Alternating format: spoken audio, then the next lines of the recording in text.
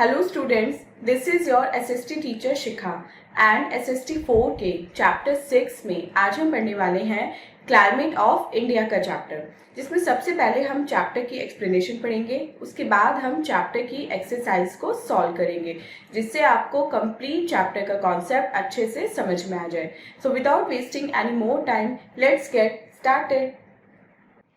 So students, this is our today's chapter number 6 and the name of the chapter is Climate of India। इस chapter में हम पढ़ेंगे India के climate के बारे में। सबसे पहले लर्निंग ऑब्जेक्टिव्स में देखते हैं आज हमें इस चैप्टर में कौन कौन से टॉपिक पढ़ने हैं। सबसे पहले हम पढ़ेंगे वेदर एंड क्लाइमेट के बारे में एंड देन सीजन्स के बारे में। मेन चैप्टर स्टार्ट करने से पहले लेट्स वार्म अप सेक्शन में देखते हैं आज हमें कौन सी एक्टिविटी परफॉर्म करनी है। Choose the factors that don't affect climate. अब आपको इन चारों में से वो फैक्टर्स चूज करने हैं जो क्लाइमेट को इफेक्ट नहीं करते एंड उन बॉक्सेस में आप कलर कर देना। तो चलिए मेन चैप्टर रीडिंग स्टार्ट करते हैं students. First heading is whether and climate. जब आप कहते हैं कि आज तो बहुत ठंड लग रही है या फिर आज तो ऐसा लगता है कि बारिश होने वाली है, तो आप किसके बारे में बात कर रहे होते हैं? आप वेदर के बारे में बात कर रहे होते हैं।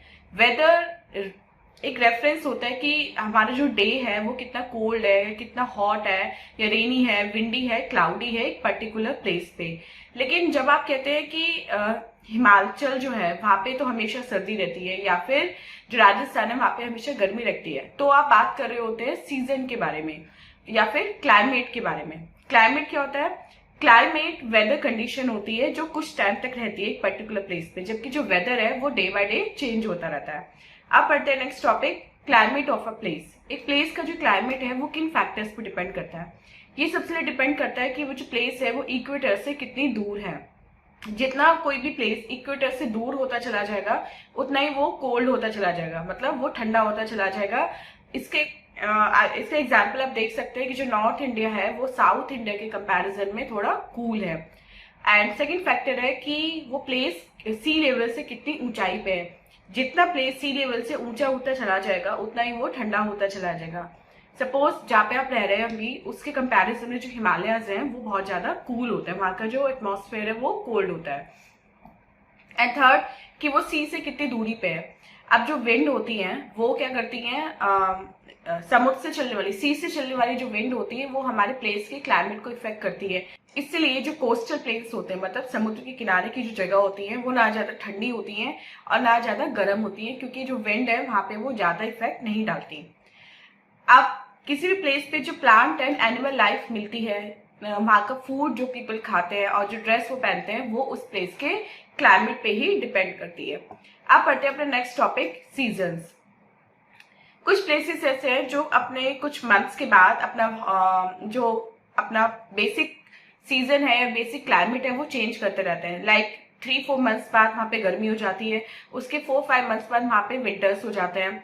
तो जितने भी प्लेसेस हैं वो कुछ मंथ्स एक्सपीरियंस करते हैं हॉट वेदर के, few months of rainy season के and few months of cool और कोल्ड वेदर के। अब ये जो डिवीजन है कि साल में 3 महीने गर्मी के होते हैं, 4 महीने सर्दियों के होते हैं, ये जो डिवीजन है वेदर पैटर्न का, इसको बोलते हैं सीजन। और इंडिया में मेनली 3 सीजन होते हैं, summer, rainy and winter.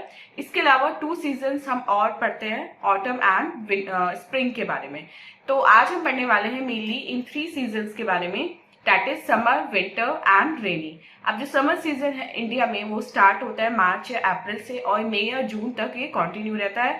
South India में मार्च में बहुत ज्यादा गर्मी हो जाती है और ये मई तक ऐसी ही गर्मी रहती है, जबकि नॉर्थ इंडिया में समर अप्रैल से स्टार्ट होती है और जून जुलाई तक चलती है। समर में इंडिया के लगभग सभी पार्ट्स में माउंटेन्स को छोड़ के बहुत ज्यादा हॉट एंड ड्राई क्लाइमेट हो जाता है। सन बहुत ज्यादा ब्राइट चमकता है और जो डेज होते हैं वो नाइट के कंपैरिजन में थोड़े कोल्ड होते हैं, मतलब लंबे होते हैं। एंड जो डेज होते हैं वो नाइट के कंपैरिजन में थोड़े लंबे होते हैं। लू जो एक हॉट ड्राई विंड होती है वो इस सीजन में चलती है, समर सीजन में चलती है। कहाँ पे? नॉर्दर्न प्लेन्स में। और डस्ट स्टॉर्म्स भी, धूल भरी आंधी भी यहाँ पे कॉमन होती है। अब जो कोस्टल प्लेस है, जो समुद्र के किनारे की जगह है, वो समर्स में ज्यादा हॉट नहीं होती, क्योंकि सी से जो हवा आती है, सी ब्रीज जो होती है वो उन प्लेसेस को थोड़ा कूल बना देती है। लेकिन यहाँ पे बहुत ज्यादा ह्यूमिडिटी होती है। ह्यूमिडिटी मतलब आपके एयर में जो अमाउंट होता है वाटर वेपर का, उसको बोलते हैं ह्यूमिडिटी। तो इसलिए इन प्लेसेस पे ह्यूमिडिटी बहुत ज़्यादा होती है। ह्यूमिडिटी में आप स्टिकीनेस फील करते हैं, आपको अनकंफर्टेबल फील होता है क्योंकि इसमें स्वेटिंग बहुत ज़्यादा होती है आपकी बॉडी से। नेक्स्ट पढ़ते हैं रेनी सीजन के बारे में। जून के बाद हमारा जो वेदर है उसमें थोड़ा थोड़ा मॉइस्चर आने लगता है। कहाँ से? अरेबियन सी और बे ऑफ बंगाल से ये लैंड की तरफ हवाएं जो है बहने लगती हैं, इसलिए इन हवाओं को बोलते हैं मॉनसून विंड्स, और वो इंडिया में रेन लेके आती हैं, इसलिए इस सीजन को बोलते हैं मॉनसून। कहते हैं ना मॉनसून आ गया है। रेनी सीजन जो है इंडिया में वो स्टार्ट होता है जून में। कहाँ पे? साउथ इंडिया में। लेकिन नॉर्थ इंडिया में ये जुलाई के एंड, जून के एंड या जुलाई की स्टार्टिंग से स्टार्ट हो जाता है और फिर सितंबर तक ये कंटिन्यू रहता है। इंडिया के कुछ पार्ट में जैसे कि वेस्टर्न कोस्ट में या नॉर्थ ईस्टर्न स्टेट्स में बहुत ज्यादा हैवी रेन होती है। मेघालय में जो खासी हिल्स है वहां पे प्लेस है मैसिनराम, वहां पे रिकॉर्ड है कि वहां पे वर्ल्ड की सबसे ज्यादा रेनफॉल होती है। और नदर्न प्लेन्स के जो पार्ट्स हैं या फिर सदर्न प्लेटू के जो पार्ट्स हैं वहां पे भी हैवी रेनफॉल होती है during the season of monsoon. Rajasthan में जो थार डेजर्ट है जिसको हमने चैप्टर 4 में पढ़ा था जिसके बारे में, और जो रन ऑफ कच्छ है वहां पे बहुत लिटिल रेनफॉल होती है, और जो कोरोमंडल कोस्ट है वहां पे नवंबर एंड दिसंबर में होती है। नेक्स्ट पढ़ते हैं विंटर सीजन के बारे में। अक्टूबर के बाद मौसम थोड़ा सुहावना, थोड़ा प्लेजेंट होने लगता है। सन इतना ज्यादा ब्राइट होके नहीं चमकता, डेज जो है वो शॉर्टर होने लगते हैं और नाइट्स जो है वो लॉन्गर होने लगती हैं। ये विंटर की शुरुआत होती है और ये फरवरी मार्च तक रहती है। जनवरी सबसे कोल्डेस्ट मंथ होता है विंटर सीजन का। अब हिमालयस में जो विंटर्स है वो बहुत ज्यादा कोल्ड होते हैं। जब नदर्न प्लेन्स में इतने कोल्ड होते हैं तो हिमालयस में तो बहुत ज्यादा कोल्डनेस होती है, और कुछ प्लेसेस पे वहां पे स्नोफॉल भी होती है। नदर्न प्लेन्स में बहुत ज्यादा कोल्ड होते हैं, और जो अगर हम साउथ की तरफ चलते चले जाएंगे तो जो कोल्डनेस है वो डिक्रीज होती चली जाएगी, और कोस्टल प्लेन्स जो है वो विंटर में प्लेजेंट होते हैं, ना वो ठंडे होते हैं ना वो गर्म होते हैं। सो स्टूडेंट, ये था हमारा वेदर एंड सीजन का चैप्टर। आप चलते हैं अपने एक्सरसाइज पार्ट की तरफ, यानी कि लेट्स डू इट की तरफ, और देखते हैं एक्सरसाइज पार्ट में आज हमें कौन कौन से क्वेश्चंस मिले हैं। First is tick the correct option. इसमें हमें करेक्ट ऑप्शन को टिक करना है। फर्स्ट देखते हैं, when your friend tells you that it is cold or wet day, he is talking about the weather. Second, which of these do not affect the climate of a place? Distance from the equator, distance from the sea, height of a place above sea level. D, the plant and animal life of a place. Third, the rainy season in India is called monsoon. Fourth, during summer the days are longer than the nights. And fifth, the Coromandel coast receives rain from November to December. B देखते हैं, fill in the blanks with correct words. First question, when you talk of the weather conditions throughout the year, you are talking about the season. The farther a place is from the equator, the colder it is expected to be. Third, hot and dry winds that carry dust and sand are called loo. Fourth, winds full of moisture that bring rain to India are called monsoon winds.